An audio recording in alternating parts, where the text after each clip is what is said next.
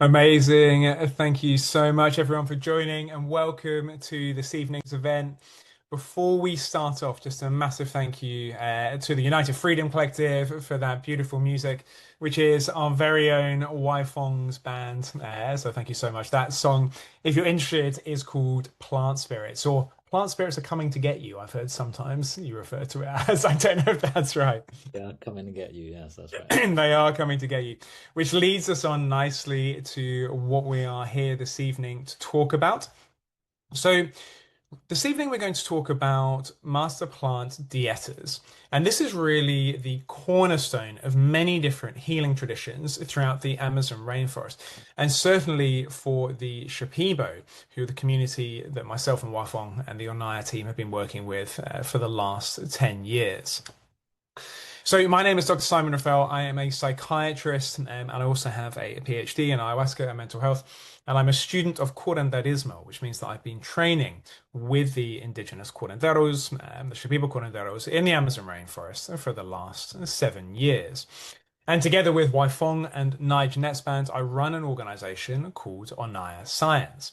And we conduct not-for-profit research in the Amazon rainforest, doing our best to bridge the gap between Western science and indigenous knowledge.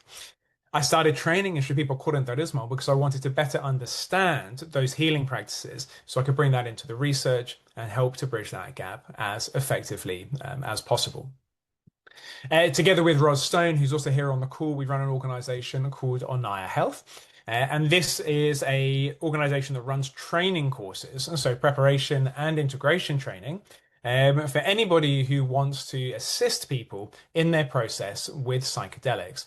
It's largely focused on ayahuasca and the Shipibo, but we also go into many different psychedelics, and we bring in experts who are interested and involved with the Mazatec, which is the psilocybin using communities in Mexico, and also Iboga, so the Bwiti community based in Gabon. And it can be really beneficial to anyone who is looking to start their journey in supporting people, or if you already are a therapist or a clinician or a plant medicine facilitator, and you want to get some structure and an official qualification to help you with prep and integration work. And we're going to talk more about that course later on this evening. But for now, we're going to get started on talking about plant dietas and interspecies communication.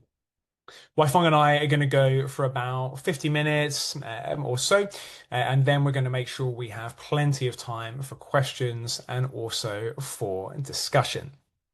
So to begin with, what actually is a master plant dieta? You know what, Waifeng, I'm going to hand this straight to you. How would you define master plant dieta? What is it to you? Thanks, man. Yeah, so lovely to see everyone here. Yeah, master plant dietas. I think that before saying any of this, just as a preface, we are coming at this from Western trained professionals in kind of our own clinical practices and really not kind of representing the voices of indigenous people and those who kind of devised and worked with this technology of working with plants in their tradition. And we're really kind of just students of it and sharing our experience and our perspective of how this has come about. So yeah, master plant dietas. Master plant dietas, from the best way I can kind of explain it is really thinking about is a way in which the Shipibos have devised a protocol or a method to help humans essentially assimilate energetically, spiritually with plants. One way that kind of helps me to conceptualize it a little bit is, so say, when we spend time with anything, anyone especially, we expend extensive amount of time, you kind of become that person or that thing, and you kind of you essentially, for example, if you spend a lot of time with your wife or your colleague and you learn each other's kind of like ways of being, their emotional states, you finish each other's sentences, and same can happen with animals as well. But then in the same way, this can also happen with plants, and some plants work especially well with humans than other plants. Maybe one helpful way to think about this sometimes is, for example, the poisonous versus the medicinal plants, and they just work very well with humans. And the plants that work especially well with humans, the indigenous people have found, they call the teacher plants or the master plants. And then through essentially periods of isolation, periods of fasting, that's kind of bookended by ayahuasca ceremony to help to mediate and open a relationship with that plant. We essentially create a container called the dieta. And within that container, you are able to, I guess, allow yourself to become more vulnerable, become more sensitive, to better understand and listen to messages that is coming out of your body or coming from your body, and allow the plants to come in, because plants can essentially have, they communicate in very subtle, sometimes very not subtle ways, but like in subtle ways to really slowly and sensitively start to begin communing with you. And yeah, it's really an amazing thing, because what I find especially interesting is how the indigenous people have found these different plants that vary so much in their way of being. So, different plants have very different personalities. So, like some plants might be tall trees that can demand the canopy, whereas other plants might be shrubs that like to be in the undergrowth, or like hard skin spikiness in the way that they are. And then a lot of the way that this plant presents himself in reality can impact the way that they behave, things that they're good at, things that they're not good at. And by finding good combinations with humans, that's when we start to find good working relationships with plants. As like a, as like a quick summary, what do you think, Simon? Anything to... I think this is really interesting because it's a very different way. It's very different to the way that I would have explained what plant dietas are. But that's because there are so many different lenses that you can view it through, right? So for most people who, I think most people probably are on the call will have some idea of what a plant dieta is, but just practically what it involves is usually going into isolation. Not always. You can do more social dietas. Sometimes you do dietas. I do quite a lot of these where you're still working, but you're on diet. But most of the time, you go into isolation for prolonged periods of time. 2 weeks, a month, 6 months. Some of the old school Shipibos would do years worth in isolation, usually in a small hut in the jungle called a tambo. And you try to starve yourself of everything. You starve yourself of social contact, of food as much as possible, even water. You're just consuming small amounts of a specific plant, which are deemed sacred or enlightened to the Shipibo people. And you try to focus your mind as much as possible on that spirit, on that plant. And the reason that you're doing that is to form a relationship, a connection with that spirit. And then when you go into ceremonies, the role of the curandero, the role of the shaman, is basically as a middleman. So you then call the spirits that you have formed a connection with, you call them in ceremony, and you ask them to heal on your behalf. And that's how shamanism works. You basically are that connection for other people between the material world and the spirit world. Now, the way that I've experienced plant dietas and the way that it was explained to me, which was super helpful, is that you literally fuse. You fuse your essence with this plant, with the spirit of this plant. And this is why it's so important that you're really, really careful with which plants you diet, because you will incorporate the energy of that plant into you.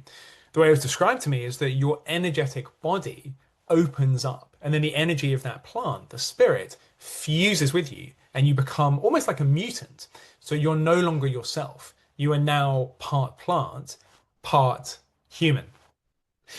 And I've certainly noticed this over the years, and I've been dieting now for 7 years, and my personality has dramatically changed. And that might have been because of life circumstance, that might have been of just age, that might have been of kind of, I started dieting when I was 29, and so it's quite you'd expect your personality to change coming out of your 20s, going into your 30s, but way more than that. I mean, numerous friends, including you, I found people that I knew in my 20s, is that I can't believe it. I can't believe how different you are compared to before. And I've heard some people kind of say in response to that, that kind of concerns me. It kind of concerns me that your personality might change so much. I don't know if I want to diet plants because I like who I am, and I don't want to suddenly become someone else. What would my partner say if I suddenly am someone else after this diet process? But for me, what it feels like is a process of returning you to more you than you ever were before, returning you to your essence. And for me, dieting plants has been like letting go of of all that shit from like childhood or from like adolescence, even later on in my life, that's had some kind of impact. And maybe I've developed maladaptive coping mechanism. And for me, it feels like the plants go through your system and they remove those things and allow you to function how you are supposed to, the essence of who you are. And for me, it also feels like where there's anything that needs a bit of stabilization, the plants are there stabilizing it. Almost like if you break your leg and then you have to have like a metal pole outside your leg, just stabilizing it, a bit like that, anywhere where I needed a little bit of straightening out or a little bit of stabilization. How does that sound to you, Wifong? Yeah, I might add to that a little bit. Do you resonate with that? I hope you do. No, I You're love it. doing something very different. No, I love it. And it's quite I was just laughing at how mental it sounds when you say it out loud, even though, even though we kind of, yeah, it's become such a massive part of our, well, it's become our lives. But yeah, I just wanted to add to that, like, yes, there are people who, yeah, diet these plants to, I guess, like become allies and assimilate and being merging with these plants for their life's work, if they, especially if they work in shamanic kind of practices, or if they are in places where they could really benefit from having plant friends to help them and kind of like gain their abilities or characteristics even. But there are no kind of like one size fits all way to diet, and some people might diet once and never really kind of come back to it. Some people might diet for a specific purpose. Some people might diet just because of a relationship they want to heal, or they just need that thing at that time. They could benefit from this plant helping them at that time with a physical ailment or maybe like a psychological ailment, and then that's the time that they diet. So yeah, just to kind of highlight that not everyone who comes to diet dedicate their whole lives to the diet, um, uh, which uh, which I don't worry. Yeah, I mean, for us, it became something that was just like, this makes a lot of sense, and we could really see the benefit from it.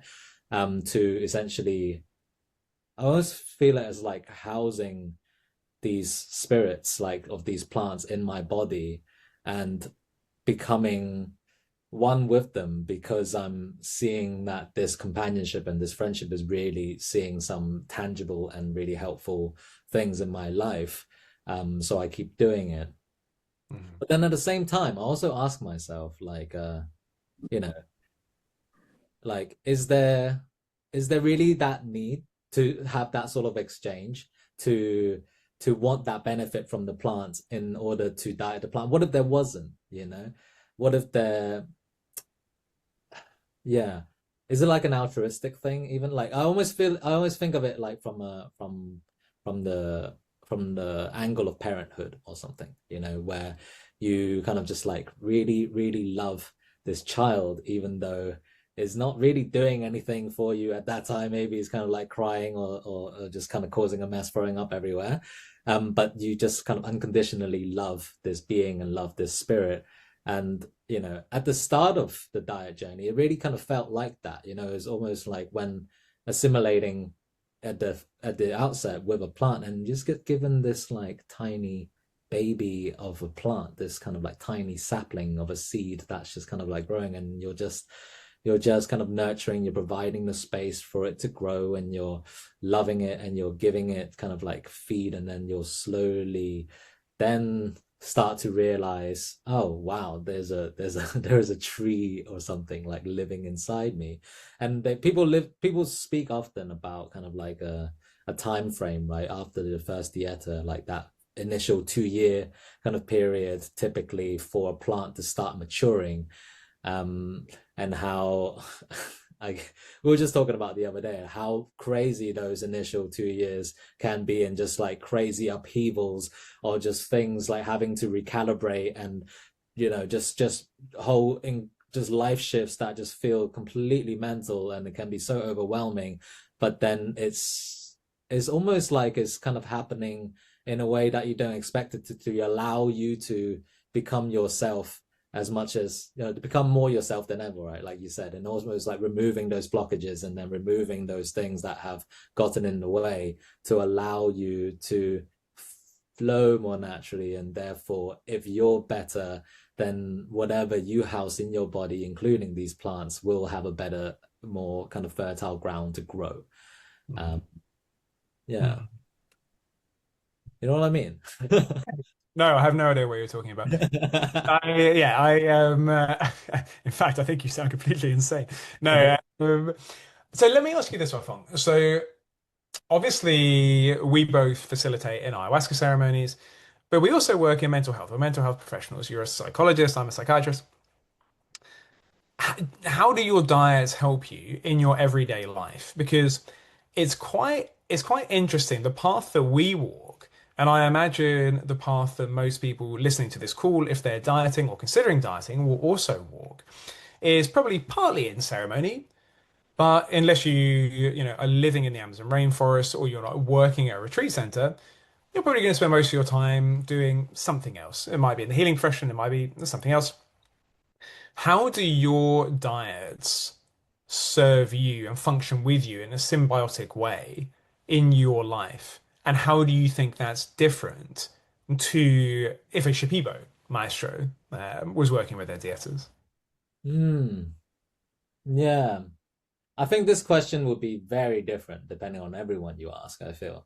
And it's so idiosyncratic and individual, like each relationship with everyone and everything is individual. Like your relationship with this human is going to be very different to your relationship with other humans. So, yeah. So, subjectively for me, um, yeah, it has been very different, like seeing what I do with these diets versus what a shamanic practitioner, quote unquote, would do with their diets. I guess, like, because I'm a psychologist and I do things with my hands a lot. I'm a very kind of like hands-on person. I'm a musician. I play music a lot. I do a lot of, yeah, very Asian things. Like just like being really Asian, like kind of doing a lot of practices from my own lineage and from my own heritage, like with my breath work, with my Tai Chi, with my Qigong, with the way I kind of cook or like do things others. I've always kind of seen myself as quite an embodied kind of person, like quite grounded in that way. If anything, kind of sometimes like take a bit longer to tap into my more intuitive senses, because my default is almost like body. And then when I do that really, that's how I relate with the plants. I almost feel it's kind of like a somatic entrainment almost, where how I communicate with the plants is through my body. How I communicate with the plants is through my hands, through how I work with my how I write, how I work with my guitar, how I work with my pipe, how I sing with my voice, and then also how I kind of tap into my felt sense of when I'm working with clients and working with patients, especially kind of in mental health work, or when I'm doing kind of research and stuff as well, like to really kind of like feel into what the plants want me to do, kind of like at large. And I'd love to hear you speak about this more, but and this is something that's recently started opening up for me more, which is my dream space, and kind of thinking about how, the indigenous people often talk about how plants love communicating with us through our dreams. And that's actually one way that I've been learning to be more symbolic and metaphorical and intuitive in my way of thinking is by really kind of studying my dreams and paying attention to my dreams, being guided in my life and live by my dreams. And then how, sorry, I just remember my dream from today and it's telling me to like stop working so hard. I'm like on the right path, but I'm just like, I always get these dreams are just like, you're too tired, you need to like stop going too hard. And then I was like, oh yeah, I know that dream. But yeah, that's that. Yeah, so stuff like that is kind of telling me to like, yeah, really, Mhm. read my body, read my energy, where is that? And right now is telling me to like listen to my body and take it easy. And that's how the plant's going to communicate with me. I know like a lot of the things we do for everyone listening is actually like through Simon's dream space, you know. Like that's one of the biggest changes I've noticed from you since the time I've known you, like from from from the time that you've been dieting and the personality changes and stuff. It's like now I think like at least 70% of what you say kind of is prefaced with I had a dream where this that and the other happened, and then it's yeah, and it's so incredibly helpful, especially for people that you're connected with, and when you kind of like share kind of like dreams where you know I'm in there or something, and it's just kind of just helps me kind of recalibrate, or is like a bit of a compass. So yeah, what about you, man? Like how has kind of like working with plants impacted your everyday work and how your communication with it, especially through your dreams, for example? I think I firstly have endless gratitude, obviously for the plants, but to work in an organization where I can come to the team meetings and be like, guys, I think we all need to make these life-changing decisions based on this dream that I just had. And the whole of Onaya is like, okay, great, let's do it. Which is awesome. I can't think of, I was based at King's College London previously, and I don't think it would have gone down the same that it does in Onaya. So yeah, thank you for that, man. And Roz, who's in the wings. Um, yeah, so it's interesting, isn't it? Because you and we're very complementary, but we're very different people. So like the things that you excel at are usually, not always, but usually my weak points, and vice versa. And you're incredibly embodied and grounded, right? Um, and I'm super airy. I'm super, super airy. And so for me, the diet from day one, like cow, was just intuition, like bird's eye view. My Shipibo name is Isaniwe, which literally means the wisdom of the dove, the wisdom of the bird. And it's about peace and having that bird's eye view. And so pretty early on, my dreams were just cracked open to the point where it's like going to the cinema every night, at least like five dreams that are usually about guidance and what's going to happen in the next few days and what to do, what not to do, which is sweet. It's like a compass. It's incredible, almost like a kind of like a cheat into life.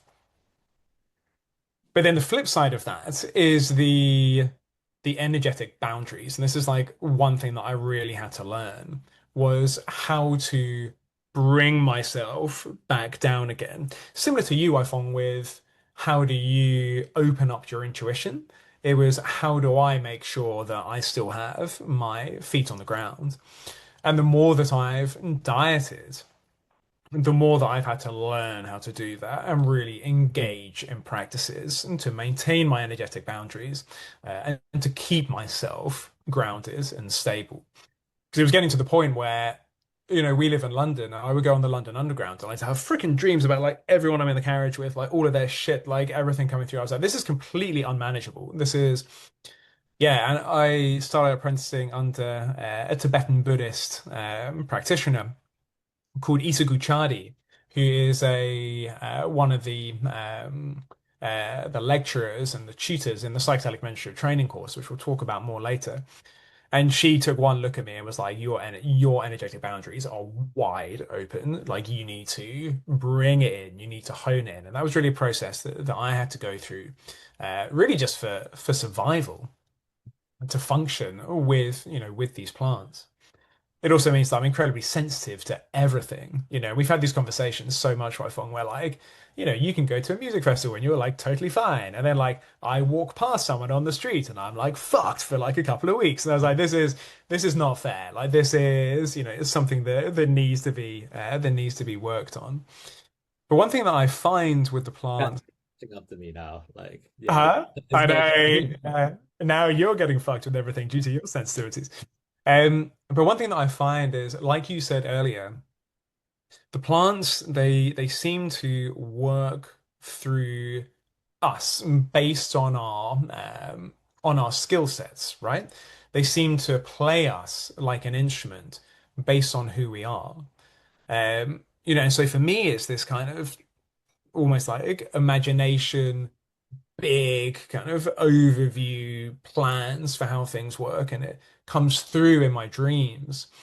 It's almost like it works through my personality. Is the plants that I work with are very specific plants, Noirau, the lotuses, and Bobinsana. And I have a resonance with those plants, and they seem to function through my character traits because they can express themselves through my character traits. And I see this a lot with people who diet and then use their diets, work with their diets outside of ceremony, and certainly in ceremony as well, that the plants they choose the person who's perfect for the job to do that job and then function through you, use and utilize skills that allows them to flow through you, which is based on your personality and it's based on your skill set. And after a while, I feel that, those they begin to merge a little bit. So for example, me becoming more grounded and you becoming more open or whatever it is. But another interesting thing is when you train in curanderismo, and of course, dieting is the cornerstone of that training. The curanderos, the Shipibo curanderos, describe that you get three different kinds of shaman, three different types of curandero. So you have the dreamer, which I most certainly am, and it's plants and spirit communicate mostly through your dreams. That's your strongest kind of suit. And then you have the visionary, which is people who see things in ceremony. And of course, there's overlap between all of these, but this is like the strongest suit. And then you have the somatic curandero, who are people who feel things. So, they'll feel the energy in the room, they'll speak to someone and they'll notice what that feels like within them. And that's the way that they experience the plant. So the plants are very much working with us and our innate skill sets, which is really this beautiful symbiotic relationship that evolves over the rest of your life, for sure. Mm, yeah, yeah, definitely resonate with that. And I was so yeah, I don't know if people have a similar experience in their ceremonies. I'm guessing they're attracting kind of ayahuasca people in the audience, but like often for like the first however many ceremonies that I've had, like yeah, I would be kind of like sitting there in the dark, kind of just like throwing up, and then my body would just be like going absolutely wild, and kind of just like almost like to the point where I'm like getting puppeted and postured and like having all these involuntary movements, and I'm shaking and I'm doing all this stuff, and then Simon would be like next to me, getting quite annoyed at me, making too much noise, and then like but like really still, and then coming back at the end of it, like, oh my God, I just like went through this crazy kind of like ethereal kind of like plane, like interacting with these entities and whatnot. And then I'll be like, oh man, but okay, yeah, sure. That's not really my experience. Um, and then it was really kind of like when I started working with curanderos who have been, I guess, like on that who have that somatic kind of a predisposition and are much further along in their training than mine, and kind of like teaching me some of the ways that I can use my body to communicate with the plants, that have opened up a whole whole new ways of kind of like conversing and interacting and having like like almost like a feedback system that I understand and can tangibly take into my daily life, and I still kind of like use it now and in ceremony, which is, thinking, for those who are kind of like more embodied in their way of being, is such an incredible tool that we have to have like the physical body to which essentially houses all of these kind of like tensions and emotions and emphatic like feeling states, like all kind of like channeling work kind of happens through the body, how we allow ourselves to become vessels of things, and that's a big part of what I see shamanism and kind of dieting to be, is really becoming channels for plants to work through. And essentially we are then, yeah, as these humble channels, we are kind of like there to almost like gently kind of guide and feel out and try to work in communion with these plants. And sometimes we hit walls that are like, no, no, definitely don't do that. And then sometimes they're like, yes, definitely do that. And that intuition and that way of how your body then reacts to this decision or this path in life really kind of opens up. It's like, okay, intuitively, this makes perfect sense. And that happens kind of like so much in ceremonies. Just to give an example, like more recently, in a really kind of funny way, I've been just like over the last couple of years or so, and it's been happening like since I started dieting, like the plants really like to communicate with me through my face. Like how it just like moves my face in like the expressions on my face in ceremony is so strange. When I first started kind of like noticing it, it's almost like all these expressions would just like come out of my face, like when I'm like in the ceremony in the dark by myself, to the point where I'm just like, okay, my face is like stuck in these like weird positions and stuff, and I like don't really know what's going on here until I started to really communicate with the plants and realize that they're trying to kind of like speak to me through my face, and then asking it questions, almost like when how do you feel about this? How do you feel about this? How do you feel about these different kind of things? And then it would almost like tell me how it feels by puppeting my mouth and stuff, which is it feels very strange at first, and then now it's kind of like entrained into my way of communicating with the plants, and it's something that's so functional to me because it's how I work with my body to have some sort of feedback and communicate with the plants.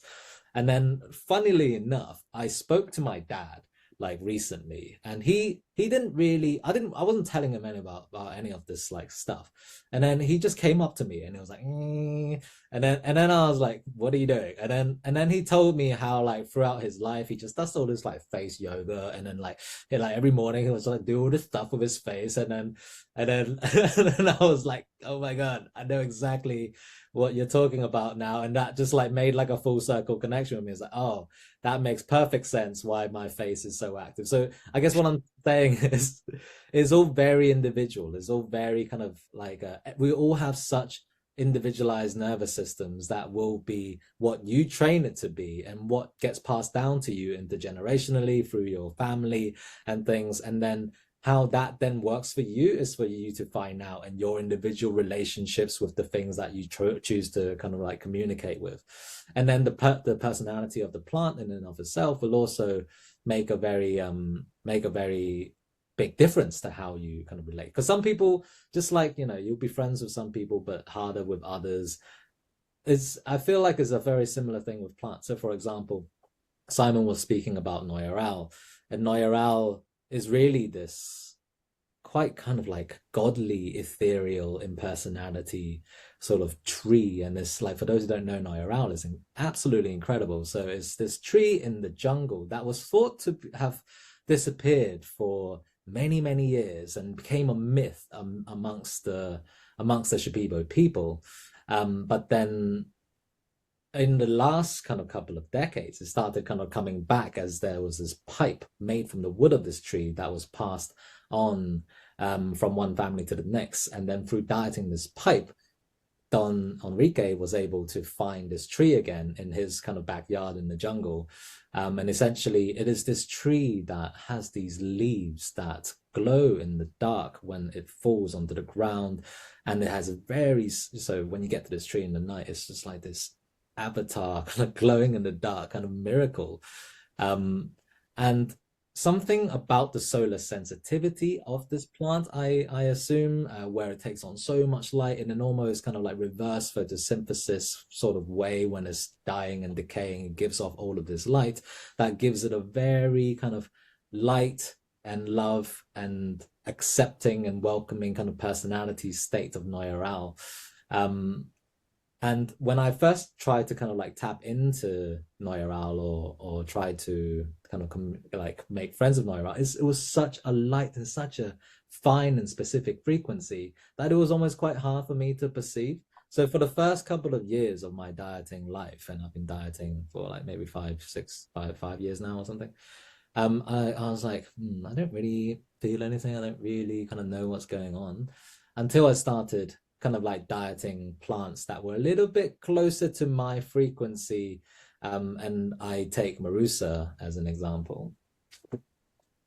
Right, I have a Marusa plant in my room. I'm going to show you guys.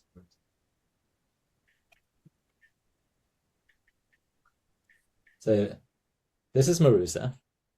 Marusa is from the jungle. Marusa is one of the master plants from the jungle.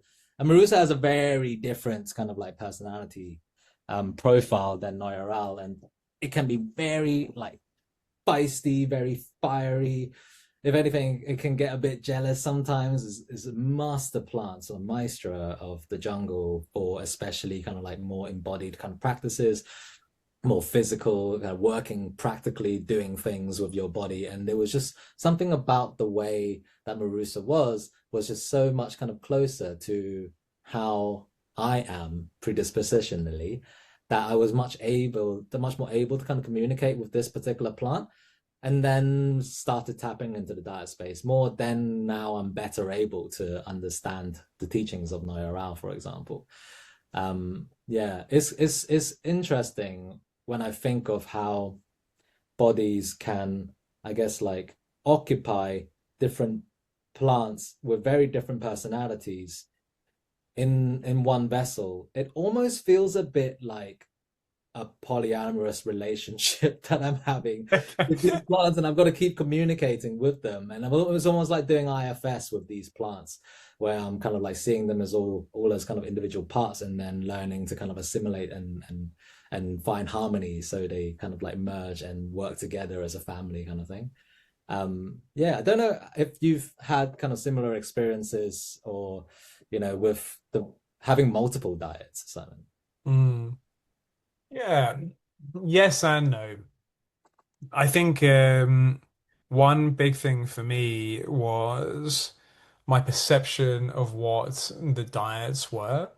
Um, so I started off thinking of the diets, especially Noya Rao, almost as kind of like you say, kind of godly, as this kind of like godlike spirit, and almost pl unintentionally, subconsciously projecting my upbringing in, Christian UK onto my perception of what the plants were and what the diets were.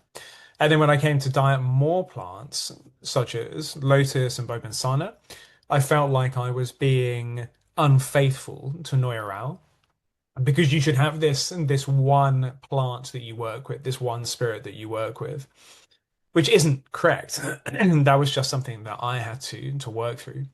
And then when I changed my perception over time from it being this almost kind of being living inside me, this entity, to this energy, that allowed me in my perception and how I experienced the plants for it to become one energy that was a merger of the three, well, four, including me, of Noya, Lotus, Bobensana, and myself. So it is one functioning system, kind of like self in IFS with a capital S, which is a really interesting comparison. One thing that I did want to ask you about, Wafan, because you touched on it quickly, and I want to go back to it because I think it's an important point, and there may well be people here who are starting their dieting journey, or have recently started dieting. Is this notorious 2 years after you start dieting when your life seems to explode for many people, and everything turns to shit? And if someone hasn't told you about that, then you're just like, oh my God, my entire life has collapsed. I have no idea why. What did I do? Drinking ayahuasca was the worst thing I ever did in my entire life. And that is the kind of the risk that you can run when you start that dieting path. How is it for you? Can you talk more about that? You touched on the fact that it's almost cleaning and realigning your life with the plants. Let's go into more detail on that. Yeah. Yeah, I was so glad though that I it wasn't like someone told me about it, Hmm. like to start with. Someone told me. Yeah, I just like dieted. It was just like, oh my God, like what the hell? What is going on? Like desperately WhatsApping Don Rono, and he was like, oh, don't worry, it's all part of it. I was like, why did no one tell me this before? Yeah, yeah, it's like informed consent beforehand that you're like, Yeah, I probably would have never done it though, because maybe it's best no one told me. yeah. Well, that's probably why though. They want people to diet and then, but like you just like you're already on it now. It's too late. You just have to deal with it. I But don't- but yeah, I like one thing that I'm eternally grateful for is the tradition and is the I guess like the learning about the etiquettes of the diet. Just because just to give people a bit of kind of historical context, like uh yeah, working shamanically and dieting plants is something that is practiced by the indigenous people, but also put into the point where it was a bit too normalized, and then a lot of the villages of the maestros that would have maestros, they don't really kind of like care about it too much because it's just something that the doctors do and then they do it to work in ceremony and it's nothing too kind of crazy and they'd rather do other things. And then there is this kind of like I guess like Western influence that's kind of come in there is almost thinking about like with a focus on healing and a focus on, oh my God, we need this kind of like tool, we need the skill to help with the mass kind of like mental health and trauma crisis of the West, that there is a lot more interest now kind of bringing back these kind of teachings, and people going to the jungle and dieting people like us, and then through that process essentially learning a lot more how that can get adapted in a Western paradigm and the etiquettes of dieting and what that looks like when we're doing it in the concrete jungle, when we're bringing diets back out of the jungle and living in a 9 to 5 kind of thing. Like how do we kind of sustain and keep that diet clean? And I say this because without those kind of like those teachers that have kind of like learnt those things and then taught me, I think I would have just thought I was going absolutely crazy or just kind of like given up in some I don't know. I don't know what would have happened. But I guess what I'm saying is, you know, the faith of people I trusted in the dieting space really kept me going in my own diet journey when I things had this too. I had this too. yeah, yeah. Yeah. You're one of them. Um, just like because of your journey and seeing how I think for everyone's information, I think Simon's life just got destroyed just before mine. So I was a little bit staggered. I was like, okay. It was like a big brother. I was like, okay, yeah, yeah. I think things are gonna be fine. He's fine, right? Right? Come on. Kind of. Um, yeah. So like when I start to kind of think about how things fell apart then and everything felt like more hopeless, I guess. If anything, that container gave me like a even stronger kind of like connection to the plants to the point where I'm like, oh my God, like I feel like shit right now. Everything is going terribly, but I really feel the plant there. Totally. Yeah, and it's doing something. Um, yeah and that in and of itself, like just knowing the accompaniment, yeah, it was, I guess, like what you were saying about a lot of stuff through my own life and experiences, stuff from childhood, intergenerationally, stuff that's passed down to me that's not mine, like past life stuff, all these things essentially I would have had habitualized and trained myself to kind of maladaptively move forward in life.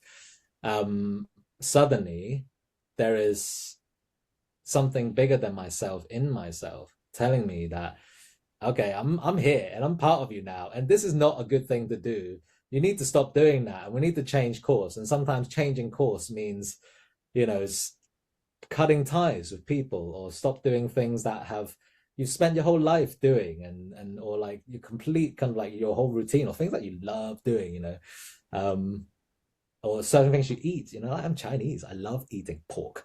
Like pork is one of my favorite things. Like dim sum, I love, and that's one of the things that, especially in the Shipibo community, that is like a strict cut for the rest of your life. Is kind of like eating pork.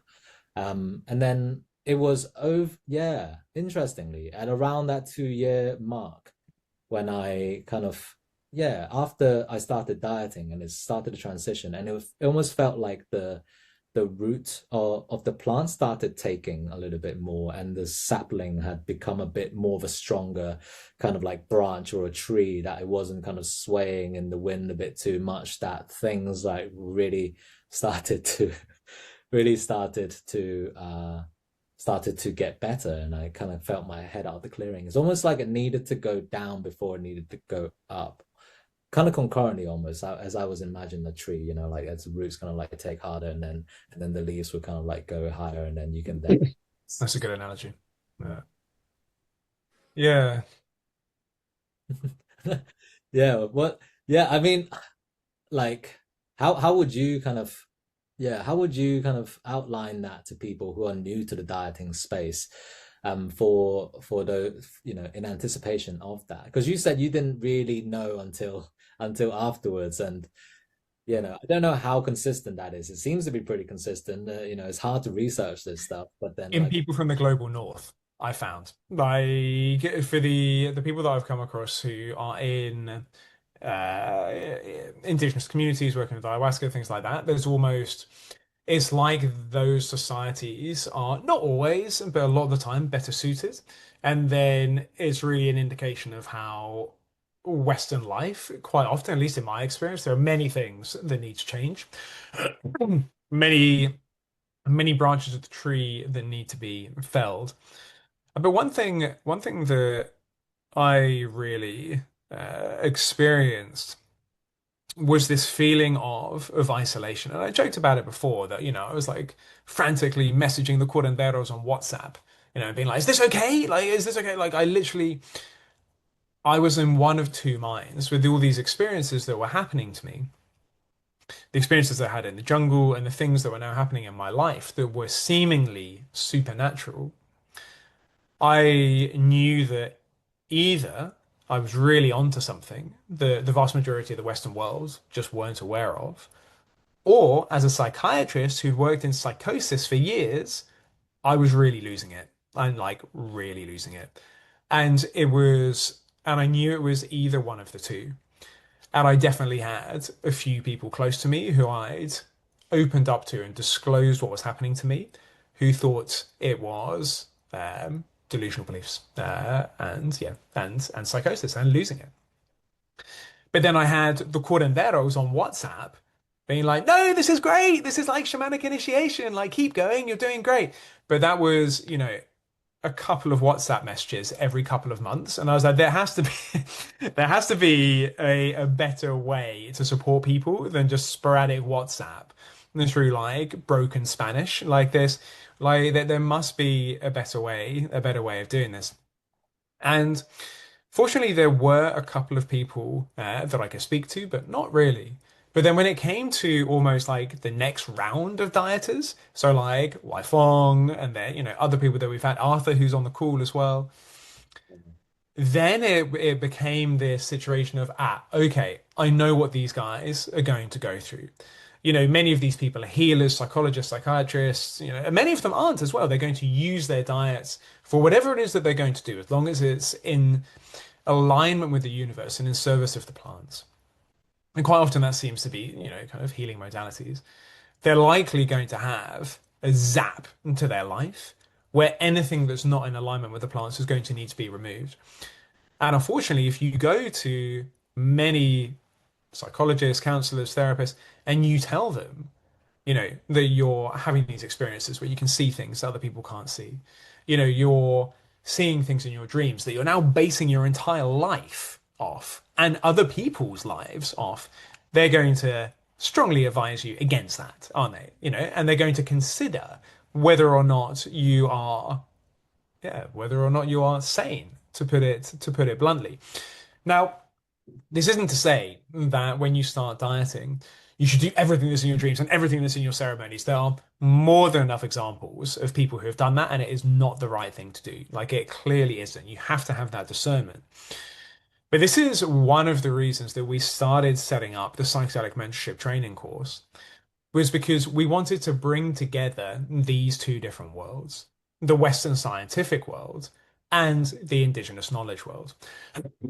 Because I really wish when I first started dieting that I had somebody who understood Western mental health and somebody who understood indigenous practices so that they could have said, like, don't worry, you're not going insane. What you're experiencing is normal, but do watch out because there are these things that maybe you're misinterpreting. Something like that, some kind of support, some kind of guidance, because the guidance from the curanderos, which was fantastic, was largely, this is great. And I was like, it's easy to say if you're not living in central London, working at King's College London, trying desperately to function whilst going to work every morning in rush hour on the tube, undergoing whatever the hell this is. Somebody who's from both of those worlds. Mm. So I think, that ties us in quite nicely to talk a little bit more about the course, and then we'll open it up for questions and discussion as well. So, Fong, do you want to give us an overview of the course and the program, and then we'll hand over to Roz to say a little bit, introduce herself as well. Yeah, sounds good. Yeah.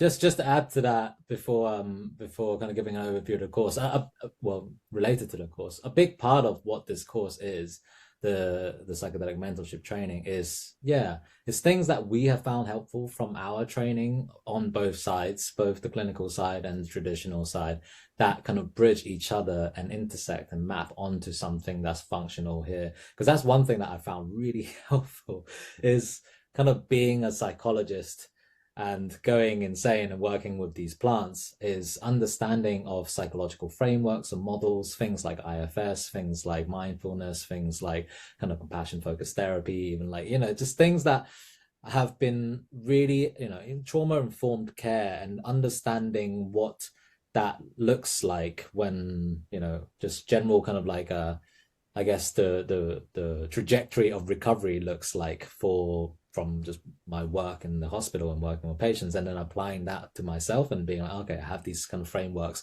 to understand them, which has been just kind of like in instrumental in trying to ground these really kind of seemingly far out kind of like indigenous practices to a Western kind of like framework.